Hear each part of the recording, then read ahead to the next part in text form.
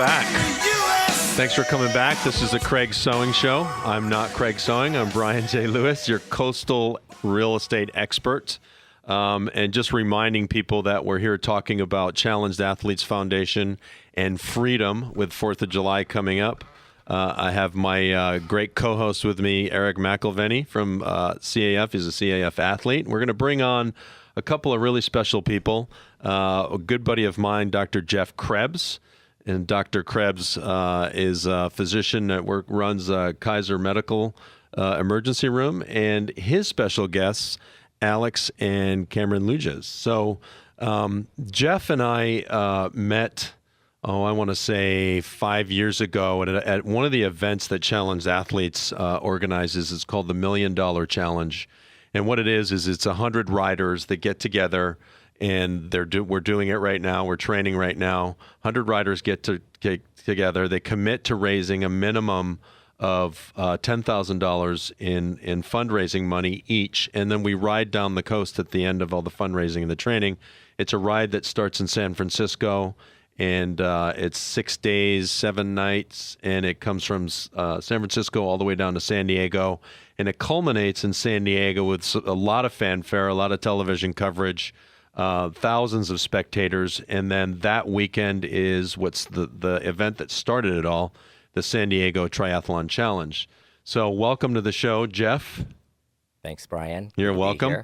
Good to have you. So tell me, I know a lot about you, but the audience doesn't know anything about you. So tell me about, your experience. What attracted you to Challenged Athletes Foundation so long ago? And I know you're one of their top fundraisers over the past several years, which is incredible. So thank you so much for that. And thank you for everything you do in the community and what you do in Challenged Athletes Foundation. But tell me, what was it that initially attracted you to the foundation? Well, actually, I was a cyclist, and I was training with a coach. I was training pretty hard, about 6 days a week. And after a while, I realized that it was pretty self-indulgent, and I figured that I would try to do some good for other people while I was training myself. Right. And it was on one of my training rides that I met someone who told me about Challenged Athletes Foundation. I had never met a challenged athlete before. I'd never heard of the foundation. But surprisingly, 1 week later, as I was riding by myself down the coast, I saw a woman on a hand cycle, and I actually called out to her and stopped her, and we sat on the side of the road on Pacific Coast Highway. I asked her all about... And she was a Challenged Athlete? Yes. Yeah. She had the CAF stickers on her hand cycle. She had been granted that by Challenged Athletes Foundation, and I decided right then and there that I'm hooked. I'm going to call them up. So I called up CAF, and they told me about the $1 Million Challenge ride, which is 620 miles from San Francisco to San Diego, and I thought this is a perfect venue for 620 miles. That's no small feat. I know I've done it with you, and it's for people that are listening out there, that's not the only event. We'll talk about other events, but 620 miles, that's very impressive, and it's a lot of training and prep that goes into that event. So tell me a little bit. It's funny, you were talking about what attracted you, and the same thing for me. I was doing other events and just wasn't feeling like I was giving back to anything or giving back to what I really wanted to give back to. And the thing that's really special about the foundation and the Challenged Athletes is it becomes a community. And you said, immediately you knew right off the bat that you were hooked. And I use that in every show I'm on and every fundraiser I do. I'm hooked. I mean, there's no getting unhooked. Everybody that we've trained with, that I'm involved with, the guys that are in this room right now, they're friends for life, and we're giving back. And it's such, it's so refreshing to give to people that want to receive and then take what they receive and turn it into giving themselves freedom. The freedom to compete, the freedom to even just live, in some cases, just live a normal life, that what we call normal. And as athletes ourselves, what better way to give back than to help other people pursue sports? It's fantastic. So just another quick reminder, if you're interested in learning more about the different events that are coming up, or you want to donate, go ahead and text me the word donate at 619-300 5032. That's the word donate to 619-300-5032. Doesn't mean you have to donate, but we'll get you out more information if you want more information. So, so you're hooked. Now we're hooked for life. Challenge Athletes Foundation. So you've been very, so integrated into the foundation and helping out with all kinds of fundraisers. And what I see you're really good at is connecting athletes with fundraisers, connecting athletes, with the foundation. And you've brought in a really, really special guest that I met at one of your fundraisers. It just blew me away, this kid. I made a mistake. He's not 10, he's 12, so I stand corrected. But why don't you go ahead and introduce Cameron and his dad, and we'll talk to them a little bit about what they got going on. Well, one of the requirements for riding the $1 Million Challenge Ride, as you had mentioned before, is to raise $10,000 at a minimum. Right. And that can be quite a daunting task. And the first year I was involved, I was telling my sister, who is a great fundraiser herself for her own charities, telling her that I needed to raise this money. And she said, well, let me help you organize a fundraiser. And she helped me organize a poker night, a Texas Hold'em poker night. Fun. And it was bigger and better than I could have ever imagined. And we brought some challenge athletes to the evening, and they brought their adaptive equipment that CAF granted them with. Right. And it was really great because the people who were donating could actually see directly where their money was going to. Right. And last year, when I had my third annual poker night, I asked Cameron and his father, Alex, to come in, and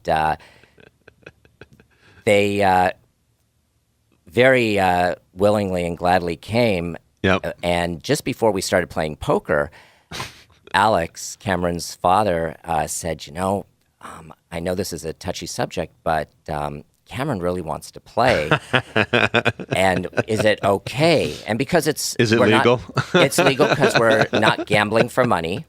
Yep. And it's a private event. And so we said, sure. Yeah. Well, out of 60 players, Cameron was the number one big winner of the night. Well, and you stole my thunder there, Dr. Jeff, because I was going to say, he's a cute little guy, but don't let looks deceive you, because he will take all of your chips. He took all of mine, that's for sure. Well, why don't you go ahead and introduce Alex and his dad, or Cameron. And his dad, Alex. Sorry. Cameron Lutges and his father, Alex, are here. Yeah. Thanks for coming, guys. Thanks for having us. Really happy to have you. So Cameron, what's going on with you? I heard you were at SeaWorld. You had a good time at SeaWorld today or yesterday? Yeah, it was really fun. Yeah, cool. Very good. So appreciate you guys coming on. And Alex, if you want to just jump in and jump on the mic and just tell a little bit about Cameron and what attracted you guys to Challenge Athletes Foundation. Obviously, Cameron has his challenges. He's a double amputee, but you'd never know it by his personality, and he's very gregarious. So tell us a little bit about how you got involved with Challenge Athletes Foundation. Well, it all started when he liked watching TV, obviously, and we saw a story on Rudy Tolson Garcia. Yeah, and, one of the athletes. One of the athletes for CAF, right. A long time, one of the first kids within the CAF. So we saw that, and at the time went ahead and looked into it a little bit more, because Cameron, he was born without the tibia bones, born with legs but no tibia bones. Ah. So at 10 months old, he was amputated above the knee. So that must have been a very, very big decision in your guys' lives, a life-changing, life-altering, emotional. Absolutely, because I had a lot of people say, get second thoughts or, right. different opinions. Right. But at that point, that was going to be the best for him with the doctors that we did speak with. Yeah. So after the operation, we went ahead and just moved on from there, and slowly but surely, at about 6 years old, we went ahead and contacted them. And at his 7th birthday, He was presented with his first running legs, a pair of flex runners. Very cool. He would run around with his normal prosthetics, but just not as fast as he'd like to. Right. But with the first pair that he received through CAF, it was amazing, the life-changing Right. things that he's done and the freedom that he's had. Freedom. There's that word. And run like crazy. Yeah. Well, I congratulate you as a parent and parents for giving that to him, because the parents, I don't know, think that they can be limited by their means sometimes, or and have a negative attitude about that and create a life for their child. But you've actually just given Cameron his freedom. CAF has pretty much given him his freedom to be a normal kid. Oh, absolutely. Because also at the age of 3 in our hometown up north, he started doing the local marathon. Yeah. Okay, and they have a kids marathon, and it's not too long for the kids under 10, but he started out with a normal pair, and I was able to go ahead and take the pictures and take video of him with no problem. But come that November, when he was 7 years old, first run with his running legs, I'll tell you what, I couldn't even keep up with him enough to take pictures or videos. Right. Each time I was taking a picture, he was already out of the frame.